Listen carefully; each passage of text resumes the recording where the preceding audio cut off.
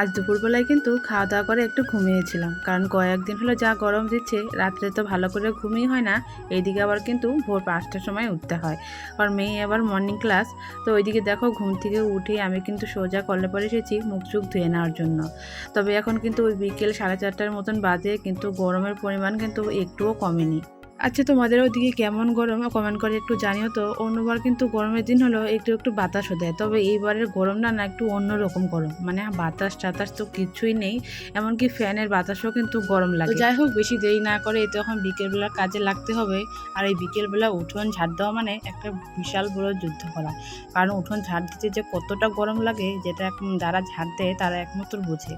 এদিকে দেখো ওই যে আমাদের লাইয়ের গুটিগুলো পরশুদিন তো আমি ওই যে শুকোতে দিয়েছিলাম, আজকে কিন্তু অনেকটাই ঝরঝরা হয়ে গেছে। তো মনে হচ্ছে আর কিন্তু রোদে দিতে হবে না। তো আর কি আমি ওই যে প্লাস্টিকের ঠোঙায় কিন্তু ভরে রাখছি, তাহলে সামনের বছর আবার বোনা যাবে আর কি। আর এই লাউগুলো বিশেষ করে খুবই ভালো ছিল, ওই আর কি যত্ন সহকারে কিন্তু গুটিগুলো আমি রেখে দিচ্ছি।